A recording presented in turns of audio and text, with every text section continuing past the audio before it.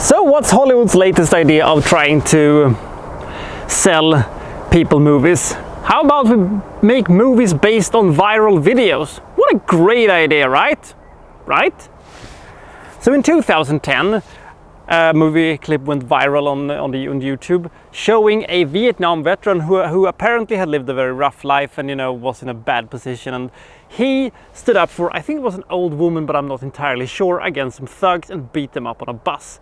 And you know, this old guy was beating up you know, people who could have been almost his grandsons. Was kind of intriguing, and it made for some interesting debates. However, it became also a little bit of a hot mess, considering he was a white guy beating up a couple of black guys. When Hollywood decided that they were gonna make a movie based on this viral video, they decided to change the thugs from black guys to skinheads and the white guy to a Latin American to avoid accusations of racism or something like that. So how did it went? Well, let's take a look at the movie Badass. They messed with the wrong senior citizen. Is that the dumbest tagline ever?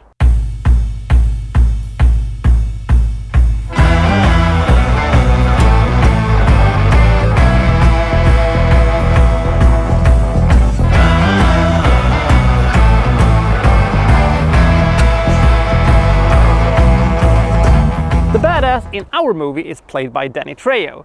He's also a Vietnam veteran who is basically a drifter. However, the success he has made with his viral video may be a turnaround for him, because he gets to inherit his mother's old apartment, and there's a woman next door that may or may not be a romantic interest to him, and maybe he could even be a little bit successful with, you know, his financial situation. By the way, a standing and running joke with me and my friends in the late 90s to early 2000s was, wouldn't it be funny to see Danny Trejo in a romantic comedy?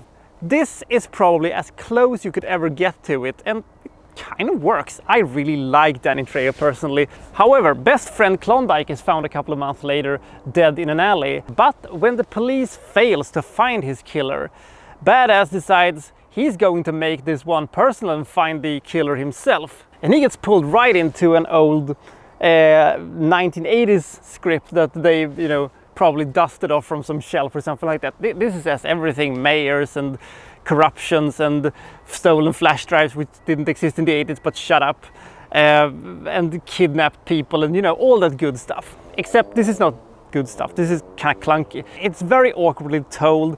The lines are dumb and the pacing is all over the place. It's very cheap, almost Burt I. Gorton cheap. In one place, they actually spliced in the bus chase from Red Heat, the old Arnold movie from 1988 with Jim Belushi. You know, in the middle of a bus chase they were having, you know, because the budget couldn't provide for it. Jesus Christ, that was lame. However, Danny Trejo and Ron Perlman is always fun to see, and they carry this one up quite a bit.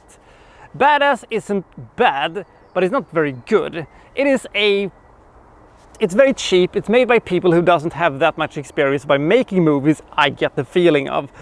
It's predictable, and about 750,000 cliches are thrown at us, and which has been made better in previous movies. I wouldn't recommend this one, but if you're a super fan of Danny Trejo, maybe. But I would skip this one. Badass is a clunky, awkwardly told, and cheap looking, and not very interesting movie. I give this 134 anyway, mostly because that Danny Trejo always makes everything a little bit better, and Ron Perlman does the same thing. The story itself is very forgettable, and the movie doesn't really have that much going on for itself, but it's totally okay. I really hope that Badass is the first, the last, and the only movie that is based on a viral clip going online, but it probably will be more someday. I hope, or not. No, wait, I don't hope that. Anyway, I'll see you next time when I will be reviewing, well, so-and-so from such and such. Thank you for watching. Thank you very much.